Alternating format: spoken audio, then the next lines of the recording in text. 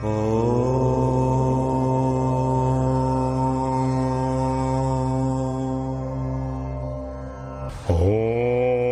गुरुर्ब्रह्मा गुरुर्विष्णु गुरुर्देवो महेश्वरा गुरु साक्षात् परब्रह्म तस्मै श्री गुरुवे नमो नमः। मेरे मित्रों, पुनः आपको प्रातः काल की नमस्ते, प्रणाम और सादर नमस्कार। आज का जो विषय है गायत्री से संबंधित है, गायत्री का रहस्य है। गायत्री वास्तव में क्या चीज है? गायत्री को आप किस ढंग से मना सकते हैं? आपकी गायत्री के प्रति क्या श्रद्धा है? आपका गायत्री के प्रति क्या भाव है? गायत्री के जो 5 मुख हैं, उन मुखों में कौन कौन सी देवियां जो है वास करती हैं, ये बहुत जरूरी है। सर्वप्रथम मैं आपको ये बता दूं कि गायत्री जो वेद गायत्री है, उसको ये हृदय पे हाथ लगाइए और बोलिए ओम वेदात्मने विद्महे ब्रह्म स्वरूपाय धीमहि ब्रह्म प्रचोदयात्। इसका भावार्थ है कि मेरे हृदय में जो प्राण है वही गायत्री स्वरूप है। और गायत्री के 5 जो मुख हैं, उनका एक भावार्थ ये भी है कि गायत्री ही पृथ्वी है, गायत्री ही अग्नि है, गायत्री वायु है, गायत्री जो है वरुण है और गायत्री अंतरिक्ष भी है। दूसरा जो भावार्थ है कि गायत्री का एक जो मध्य में गायत्री की, सबसे पहले मैं आपको गायत्री पे फोकस डाली, गायत्री पे देखिए, गायत्री पे देखें, जो मध्य का मुंह है गायत्री का, वो जो है मां भगवती लक्ष्मी का है। दाएं तरफ का जो महाकाली का है और बाएं तरफ का जो है मां सरस्वती का है। फिर बाएं तरफ जो है गंगा माता है और दाएं तरफ जो है मां भगवती सुर भी है, जिसको गौ माता कहते हैं। इसको समझना बहुत जरूरी है। 5 गायत्रियों के उनके वर्ण, उनके रंग, रक्त, श्वेत, श्याम, हरित और पीत, ये उनके 5 वर्ण हैं। और 4 दिशाएं, पूर्व, पश्चिम, उत्तर और दक्षिण दिशा में देखने वाली तथा ऊर्ध्व दिशा, ऊपर की तरफ और नीचे की तरफ भी देखने वाली, उसको गायत्री कहते हैं। जो आदमी गायत्री नहीं जपता है, उसके सभी प्रकार के जितने भी श्रद्धा कर्म करता है, उन कर्मों में नकारात्मक कहा जाती है। गायत्री के बगैर बिना मनुष्य, विप्र के लिए तो गायत्री बहुत जरूरी है। अनंतर विप्र अगर बगैर गायत्री का मंत्र का अनुष्ठान कर रहा है, किसी प्रकार का अनुष्ठान कर रहा है, तो समझ लो निष्फल है। अब सर्वप्रथम गायत्री में ये देखो, गायत्री कब करनी चाहिए?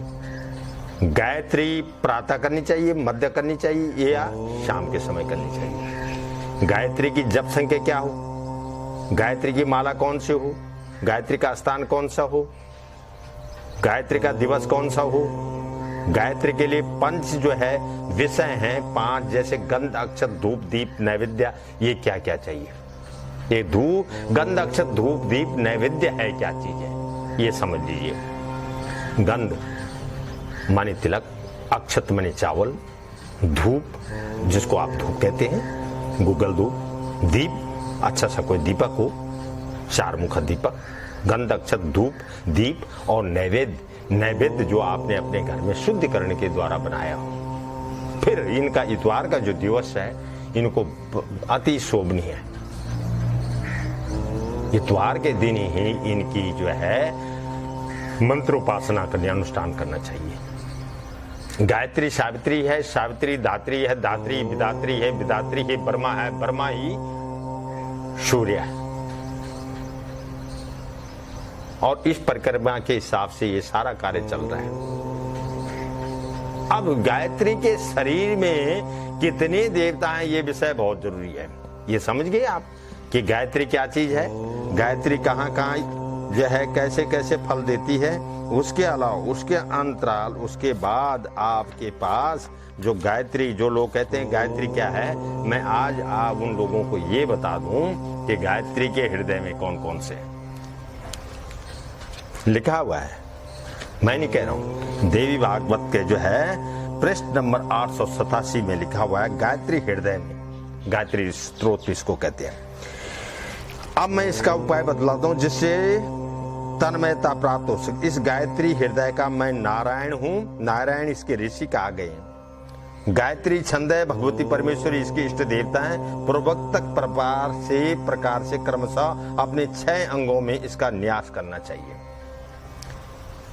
इसके बाद एकांत देश में, किसी प्रिय देश में और बहुत शांत स्वभाव वाली जगह पे जो है आसन पे बैठकर, कुछ का आसन हो, मन को एकाग्र करके बैठे और भगवती गायत्री का ध्यान करें, यंग न्यास करें उनका जो है। और भी जो भी आप कर सकते हो, संकल्प भी ले सकते हो। संकल्प मैं संस्कृत में सरल संकल्प ले रहा हूं। मैं राजेश शर्मा जी तिथि, घटी, पल, नक्षत्र, संवत्सर, उस देश का रहने वाला अपनी कार्य सिद्धि के लिए इस संवत्सर, विजय नाम संवत्सर में गायत्री अनुष्ठान करने जा रहा हूं। मां भगवती गायत्री मुझे इस कार्य में सफलता प्रदान करी।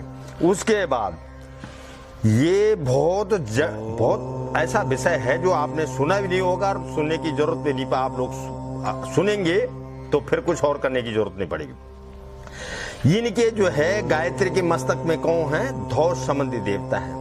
दंत पंक्ति में जो इनके दांतों की पंक्ति अश्विन कुमार है। इसमें दोनों ओठों में दोनों संध्याएं हैं। संध्या कौन? प्रातः काल और संध्या काल। मुख में अग्नि का वास है और जिह्वा में सरस्वती सदैव निवास करती है। ग्रीव्या इस गर्दन में कहते हैं, इसमें बृहस्पति का वास है। दोनों आस्तनों में 8 वसों का वास है। दोनों भुजाओं में मृद गुणों की वास है। हृदय में पर्जन्य की और उदर में आकाश की, नाभि में अंतरिक्ष की, कटी में इंद्र और अग्नि की, पेड़ू ये जो चीजें हैं विज्ञान घन की है, प्रजापति की है। एक जांग में कैलाश और दूसरे में मलयागिरी पर्वत की है। दोनों जानों में विश्व देवों की है। पिंडों में कैलाश की, गुदा में उत्तरायण और दक्षिणायन, ये जो 2 अयन हैं इनकी है। देवताओं की तदोपरांत अधिष्ठातम देवी, देवताओं की दूसरी जांग में पितरों की है। देवताओं की कहाँ है? पहली जांग में। दूसरी जांग में पितरों की है। पैरों में पृथ्वी की है। कहाँ है? गायत्री की क्या है? पैरों में कौन सी? पृथ्वी है। अंगुलियों में वनस्पतियों की है। रोमों में ऋषियों के, नखों में जो नाखून है मूर्तों की है। हड्डियों में ग्रहों की है। रुधिर जो खून है, रुधिर है जो मांस में ऋतुओं की भावना करें। संवत्सर जिनका एक पल है, जिनकी आज्ञा के अनुसार सूर्य और चंद्रमा दिन और रात का विभाजन करते हैं, तथा जो दिव्य परम पूज्य एवं सहस्त्रों नेत्रों से शोभा पाने वाली भगवती गायत्री है, मैं उनकी शरण ग्रहण करता हूँ। ऐसा भाव करते हुए, ऐसे श्रद्धा करते हुए ओम सूर्या, भगवती गायत्री की ऐसी शरण ग्रहण करता हूँ। ओम सूर्य के उस श्रेष्ठ तेज को प्रणाम करता हूँ। पूर्व दिशा में उदय होने वाले भगवान सूर्य को प्रणाम करता हूँ। प्रातःकालीन भगवान सूर्य को नमस्कार करता हूँ। आदित्य मंडल में प्रतिष्ठित पाने वाली भगवती गायत्री को नमस्कार करता हूँ। प्रातः काल में इन गायत्री देवी का ध्यान करने वाले रात्रि में किए हुए पापों का नाश करता है और शाम काल में ध्यान करने वाला दिन के पापों का नाश करता है। दोनों समय इनका ध्यान करने वाला निष्पाप हो जाता है। और सबसे बड़ी बात यह है, जो गायत्री का जप करता है उसको देवता, ऋषि और पितृ भी जो पहचानने लगते हैं। ये बहुत बड़ी बात है। उसको क्या है? देवता, ऋषि और पितृ भी पहचानने लगते हैं। तदोपरांत संपूर्ण तीर्थों में स्नान करने का जो फल है वो गायत्री के जप से जो है पूरा हो जाता है। जो आप खाना खाते और पाचन क्रिया नहीं होती, गायत्री की माला जपने से वो अभोज्य भोजन भी जो है वो भी जो है शुद्धिकरण हो जाता है। अशुद्ध साधन से, सहस्त्रों दुष्ट प्रतिग्रहों से, सब प्रकार के प्रतिग्रहों से, पंक्ति दूषण से तथा असत्य वचन से भी कहीं कभी अपवित्र नहीं हो सकता। वो आदमी कौन? जो गायत्री को जपता है। अब ब्रह्मचारी भी ब्रह्मचारी के गुण आ जाते हैं। अब ब्रह्मचारी में भी उसके जो है ब्रह्मचारी के गुण आते हैं। इस गायत्री हृदय का अध्ययन करने से 1000 यज्ञों का फल मिलता है। अब देखिए कितनी बड़ी बात है, बहुत विचित्र बात है। बहुत लोग जो है पुस्तकें पढ़ते हैं लेकिन उस पर अमल नहीं करते हैं कि कहाँ क्या लिखा हुआ है। इस हृदय गायत्री हृदय का अध्ययन करने से 1000 यज्ञों का फल मिलता है। 60 लाख गायत्री के जप से जितना फल मिलता है उतने फल का देने वाला यह गायत्री हृदय होता है।